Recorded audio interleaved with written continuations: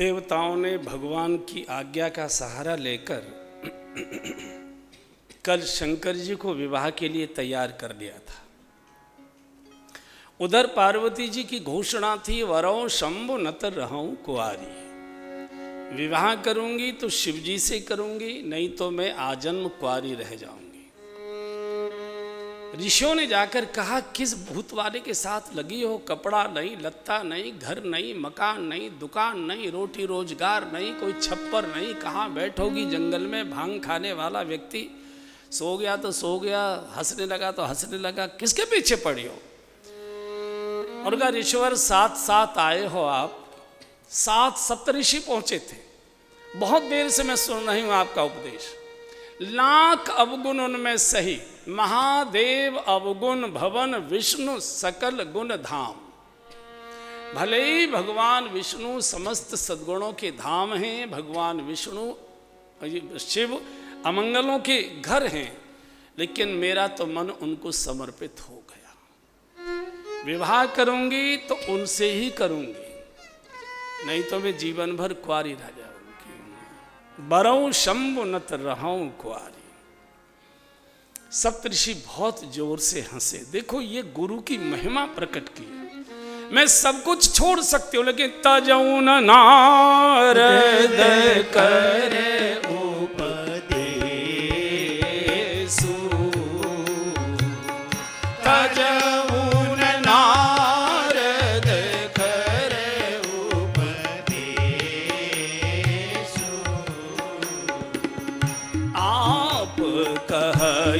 सत बार महेशु,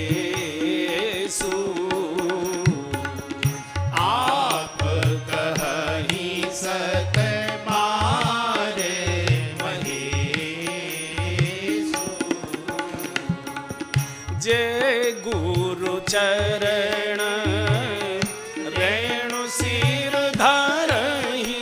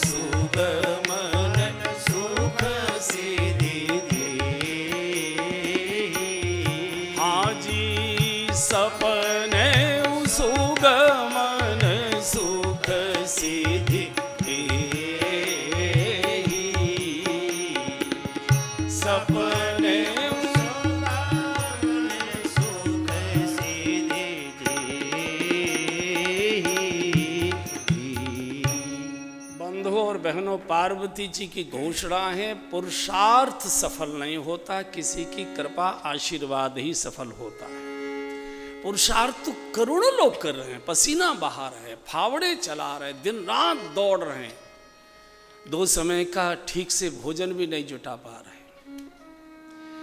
और कृपा ही पुरुषार्थ करा लेती है, अन्यथा तो पुरुषार्थ भी कई बार व्यर्थ चला जाता है। और गुरु कृपा ही केवलम।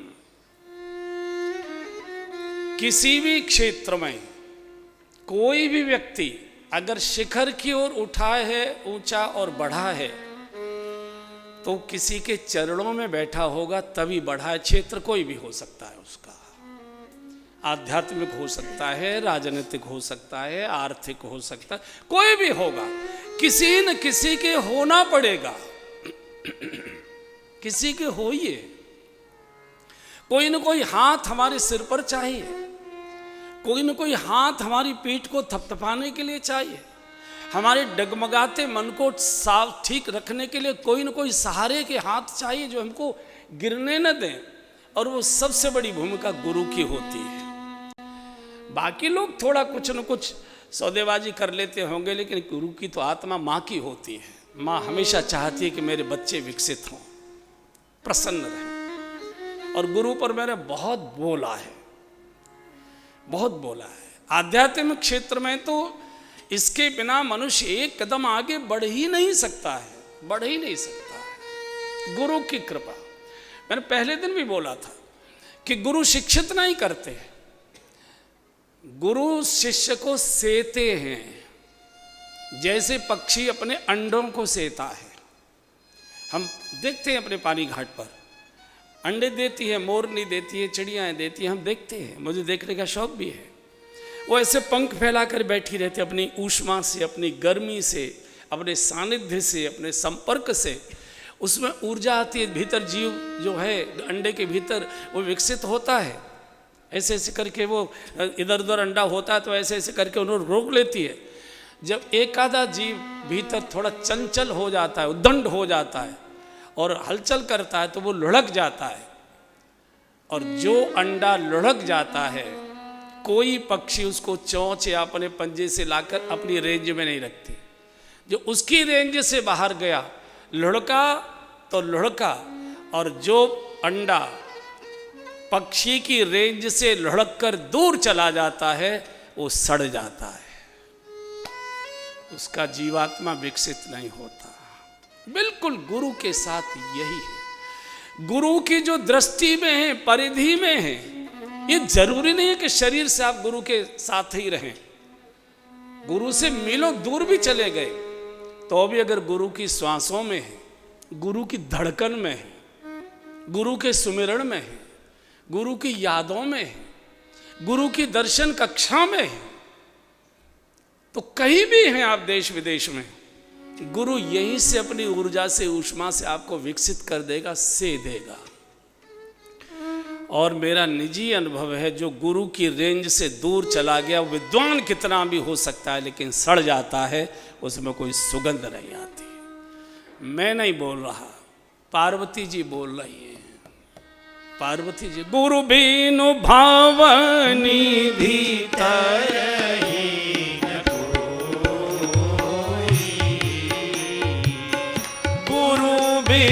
भवनी भीतर हीन कोई,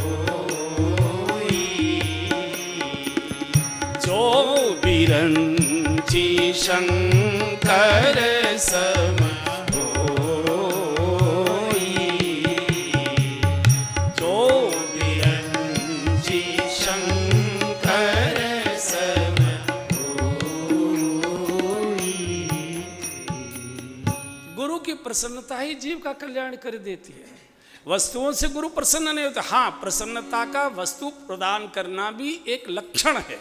आप प्रसन्न हैं तो कोई ना कोई अपने से अच्छी वस्तु ही देना चाहेंगे अपने गुरुदेव को, लेकिन वो वस्तु भौतिक है, वो गौण है, उसका महत्व नहीं है। गुरु प्रसन्न होते हैं जिस आचरण व्यवहार से गुरु को प्रसन्नता होती है, उस आचरण और व्यवहार को करना, भले ही मार्किन भी मत चढ़ाओ तो भी गुरु का आशीर्वाद रहेगा। सामान की डलिया चढ़ा रहे हो, सामान चढ़ा रहे हो और आचरण व्यवहार ऐसे कर रहे हो कि गुरु का हृदय जला ही जा रहा है, तो गुरु जी आशीर्वाद दो, गुरु जी आशीर्वाद दो। नहीं, आशीर्वाद मांगे नहीं जाते, आशीर्वाद बटोरे जाते हैं, आशीर्वाद की वर्षा होती है। पात्र ही उल्टा है तो कहाँ से रखोगे। पार्वती जी की घोषणा हुई, सप्तऋषि एकदम गदगद करके जय हो जगदम्बे विभानी आपकी जय हो। हमारा आशीर्वाद है कि पिताजी आपके हमारे साथ खड़े हैं, घर जाइए और बहुत शीघ्र आपको भगवान शिव पति के रूप में मिलेंगे। इधर सप्तऋषि आते हैं, शंकर जी को जब समाचार देते हैं, शिव तैयार होते, जब भगवान की आज्ञा है तो शिव ने कहा कि भैया भगवान की आज्ञा चाहे राजी से मानो चाहे बेराजी मानो, माननी तो पड़ेगी। जब भगवान ने तय ही कर लिया है कि थप्पड़ मारना ही है तो खाना ही पड़ेगा और प्रसन्नता से खाओ। स्वीकृति दे दी, सब देवताओं ने ढोल नगाड़े बजा दिए। चेता बोले आज शाम का, अरे भले आदमी, कम से कम दर्जी के यहाँ से कपड़े तो आ जाने देते, आज शाम की शादी। तो देवता तो भागे वहां से, कोई ब्यूटी पार्लर गया, कोई शोरूम गया, कोई कहीं भौं ठीक कराने गया, कोई अपने बाल ठीक कराने गया, कोई कुछ कराने गया, कोई कुछ करे। अब देखिए स्वार्थियों का स्वभाव देखिए, देवताओं को शंकर जी के विवाह से कोई लेना देना नहीं है। इनका स्वार्थ ये कि जैसे तैसे शंकर जी की शादी हो तो बच्चा तो होगा ही होगा, और वो जो लड़का होगा वो तारकासुर का वध करेगा, हम कम से कम चैन से जिएंगे। हमारा स्वार्थपूर्ण। इसलिए गोस्वामी जी जब भी देवताओं को लिखते ये लिखते आए देव सदा स्वार्थी, स्वार्थ लाग करें सब प्रीति। इनको ये नहीं समझ में आई देवताओं के, भाई जो दूल्हा बनकर जाएगा उसके माँ नहीं, बुआ नहीं, बहन नहीं, भाभी नहीं, चाची नहीं, ताई नहीं, कौन बेचारे को हल्दी चढ़ाएगा, कौन कंगन बांधेगा, कौन कान छेदेगा, कौन काजल लगाएगा, कौन मोर पहनाएगा, कौन नेकचार करेगा, कौन घुड़चड़ी कराएगा, कौन गीत गवाएगा, कोई लेना देना नहीं है। सबकी इच्छा जल्दी से इनके चाई माई हो, तारकासुर मरे और हम चल। शंकर जी ऐसे बैठे थे, गण आ गए, बोले सर कुछ सुस्त से दिखाई दे रहे हैं, किस चिंता में? बोले क्या बताएं भैया, हमको तो आज दूल्हा बनकर जाना है और हमको तो मालूम नहीं कि दूल्हा कैसे बना जाता है। बोले आप चिंता क्यों करते हैं, हमने जन कितने दूल्हे बनाए और उजाड़े हैं, हम तो भूत हैं, जिससे भी उखड़ जाए बना हुआ दूल्हा घोड़ी से उल्टा पट के आए उसको जाकर। हमारा तो ये काम रहा है, ऐसा दूल्हा बनाएंगे कि न तो जगत ने ऐसा दूल्हा देखा होगा न कोई देख पाएगा, चिंता क्यों करते हो। बहुत सुंदर बड़ा मार्मिक वर्णन गोस्वामी जी ने लिखा है। सब भूत शंकर जी को दूल्हे के रूप में सजा रहे हैं, एक बार गा लीजिए। शिव ही शंभु गण करहि सिंगारा, शिव ही शंभु गण करहि सिंगारा। ये पानी घाट भूतों की ही जगह है, जो नहीं गाएगा निकलते ही खबर लेंगे निकलते। शिव ही शंभु गण करहि सिंगारा, शिव ही शंभु गण करहि सिंगारा। जटा मुकुट आहि मोर सवारा, जटा मुकुट आहि मोर सवारा। कुंडल कंकण पहिरे व्याला, कुंडल कंकण पहिरे व्याला। तन विभूति पट के हरि छाला, तन विभूति पट के हरि छाला। शशि ललाट सुंदर सिर गंगा, शशि ललाट सुंदर सिर गंगा। नयन तीन उपवीत भुजंगा, नयन तीन उपवीत भुजंगा। करल कंठ उर नर सिर माला, करल कंठ उर नर सिर माला। शिव वेश शिव धाम कृपाला, शिव वेश शिव धाम कृपाला। कर त्रिशूल अरुण मरु बिराजा, कर त्रिशूल अरुण मरु बिराजा। चले बसहि चढ़ी बाजहि बाजा,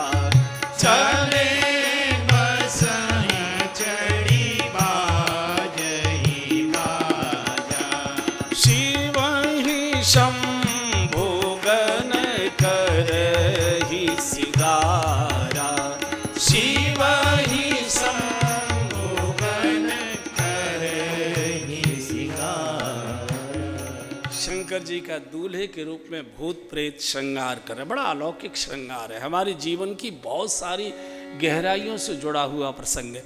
एक भूत ने कहा, भैया हमने भी जब शादी की थी कोई डलिया सी रखी गई थी सिर पर, तो अब मोर तो भूल गए। तो एक ने कहा मोर होता है वो, अब मोर लेने के लोई बाजार तो जा नहीं सकते भूत, कहाँ जाए, दुकानदारी भाग जाएगा। तो जो जटाएं फैली हुई थी ऐसे जटाएं लपेटी, ऐसे करके कस दी और कहा महाराज क्या सुंदर मोर, जटा मुकुट अहि मोर सवारा। उसमें एक नाग लपेट दिया ताकि वो जटाएं खुले नहीं, थोड़ा धूमधाम करें तो खुले।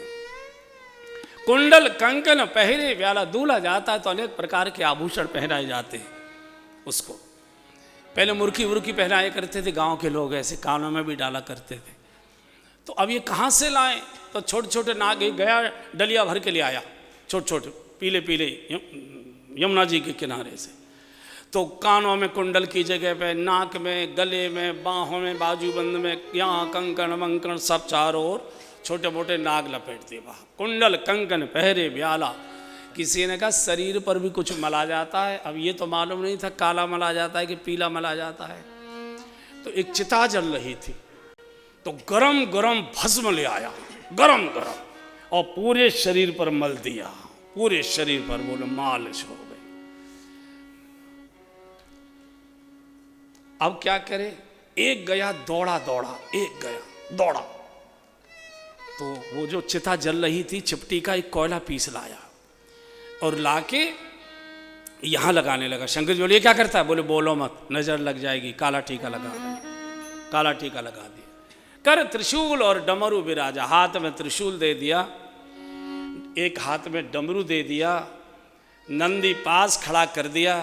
बोले महाराज एक बार अगर शीशा हो तो देख लीजिए, ऐसा सुंदर दूल्हा न तो जगत ने देखा होगा न कोई देख पाएगा। बड़ा गोस्वामी जी ने इसका मार्मिक वर्णन किया है। संसारी दूल्हा जाता है तो मोर आदि पहनकर जाता है, शंकर जी ने जटाओं का मोर बना लिया। शिव कहते हैं विवाह के बाद अनेक प्रकार की जंजाल की जटाएं सिर पर आएंगी ही। बहुत प्रकार के जंजाल शादी के बाद जीव व्यक्ति के सिर पर आते हैं। शिव कहते हैं कि जंजाल की जटाओं को भी आभूषण बनाइए, और जिस आदमी के सिर पर जंजाल नहीं आया, जिस आदमी के सिर पर झंझट नहीं आया, जिस आदमी के सिर पर कोई और बवाल नहीं आया, वो आदमी बहुत पिलपिला हो जाता है। जिसने कभी दुख न भोगा हो, घाटा न सहा हो, घर के विरोध न सहे हों, पड़ोसी से झगड़े न हुए हों, 10 तरह की आलोचनाएं न सुनी हों, उसको जरा सी भी खरोंच सहन नहीं होती है। फिर कोई अगर नमस्ते भी न करे तो उसको बहुत पीड़ा होती है। तो ये सब प्रकार के जो जंजाल हैं, गृहस्थाश्रम में आए हैं तो ये जंजाल बाहर से नहीं आते, परिवार के भाई भतीजे, बेटा बेटी, दामाद, फूफा, चाचा, ताऊ, फिर जाति के, समाज के, पड़ोसी और गांव के तो बाद में आएंगे। ये अनेक प्रकार के जंजाल की जटाएं सिर पर लेनी ही पड़ेंगी, और इनसे घबराइए मत, रोइए मत, ये भी इनको आभूषण बनाइए कि मुझे भगवान ने इस योग मान लिया है कि मैं इतने जंजाल को झेल सकता हूँ। मुझे भगवान ने क्षमता दी है कि मैं इतने बड़े जंजाल को झेल सकता हूँ। लेकिन इस जंजाल की जटाओं के मुकुट को जहाँ तक खोल कर मत बैठ जाइए। कई लोगों की आदत होती है, शादी में गए तो 4 लोग बैठे और क्या बताएं, बड़ा जंजाल में फंस गए हम तो, और जटाएं खोलना शुरू कर दिया। अरे भाई वह दावत में गए हो, नृत्य गायन में गए हो, आनंद में गए हो, ये काहे के लिए रोना रो रहे? जहाँ जाएंगे आप देखिए, शादी में, विवाह में, मरघट में भी छोड़ते नहीं है, वहाँ भी यही शुरू कर देते। अरे ये तो देख ले कि जो वो जा रहा है 2 दिन के बाद तुझे भी जाना है, लेकिन वो जंजाल की जटाएं खोल देते हैं। शिव की जटाओं से जंजाल के गदले, झरने और गदले, नाले नहीं निकलते, तो भक्ति की पावन गंगा निकलते। राम भगति जहाँ सुर सरी धारा, राम भगति जहाँ सुर सरी धारा, सरसई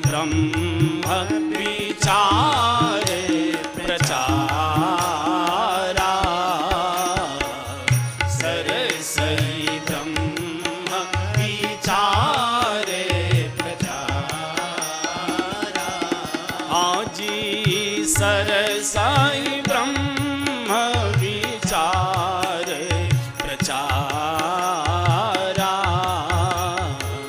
सहसाई विचार प्रचारा। जंजाल की जटाओं से दिव्य भक्ति की कभी न सड़ने वाली, कभी न अपावन होने वाली गंगा प्रकट होती है, गंगा प्रवाहित होती है। भाल पर अर्ध चंद्र है। चंद्र तेज का प्रतीक है, लेकिन तेज भी शीतल चाहिए, दूसरे को जलाने वाला नहीं चाहिए। द्योज का चंद्रमा सब उसको प्रणाम करते, सबको शीतलता और प्रेरणा देता है। सब जगह नाग लपेटे हैं, सब जगह नाग लपेटे। संसारी दूल्हा शादी को जाता है, अनेक प्रकार के आभूषण धारण करता है। अच्छा, कई तो चेन पहन के जाते हैं ना, जैसे कुर्ते में ऐसे छप जाते, उसे भी ऐसे आदि ऐसे लटका लेते हैं ऐसे। अच्छा, हम कथाओं में भी देखते हैं, यार यहाँ तो हमारा मन मत ललचाओ, कम से कम यहाँ तो भीतर कर लो। वो ऐसी आधी निकाल लेते हैं, आधी वो चढ़ाते हैं, देख लो तुम्हारे पास तो ये तुलसी और रुद्राक्ष की होगी, ये देखो सोने की। शिव कहते हैं कि आभूषण एक दिन तुमको इनमें डूब गए, आसक्त हो गए, तो यही नाग बनकर डस लेंगे तुमको। इसलिए नागों को पहले से ही अपने साथ रखो, काल को हमेशा अपने साथ रखो, याद बना रहे। कंठ में पूरा लंबा एक घोड़ा पछाड़ लिया, गले में पूरा जनेऊ की तरह लटका दिया। ये गले का जनेऊ, ये काल कभी भी डसेगा, हर समय हरि का सुमिरण करो। कंठ में विष है, गरल कंठ। बंधु और बहनों, संसार में आए हो, अमृत पीने को तो शायद ही कभी मिले, जब भी मिलेगा जहर ही पीने को मिलेगा। और जहर कोई बाहर का नहीं पिलाता, दूर का नहीं पिलाता, जहर अपनों के ही पीने पड़ते हैं। लेकिन शिव कहते हैं भागकर कहाँ जाओगे, जहर तो पीना पड़ेगा जहाँ जाओगे, लेकिन जहर को सटको मत, कंठ में रोक लो। अगर कड़ुई बात को, विषैली बातों को पेट में रख लोगे, ये हर समय याद आएंगी, जलन करेंगी। इसने मेरे लड़के की शादी में ये तूफान मचाया था, इसने मेरे बेटी के विवाह में ये किया था। पुरानी पुरानी बातें पेट में रहती हैं, पाचन बिगड़ता है, पेट दर्द करता है, चिड़चिड़ाहट हो जाती है, मूड बिगड़ जाता है। लोग कहेंगे पता नहीं क्या इनका मूड बिगड़ा रहता है। वो पुरानी बातें जो पेट में रख ली, मैं बोलूँगी नहीं, पेट में रखी है मेरे, ऐसे कई माताएं बोलती हैं। शिव कहते हैं कड़वी बातें तो पीनी ही पड़ेंगी, लेकिन उन्हें कंठ में रोको। तो किसी ने पूछा बोलना तो पड़ेगा, तो जहर निकलेगा? बोले नहीं, जहर को एक तरफ करो और जब बोलो लगे कहन हरि कथा रसाला, लगे कहन हरि कथा रसाला। दक्ष प्रजेश भये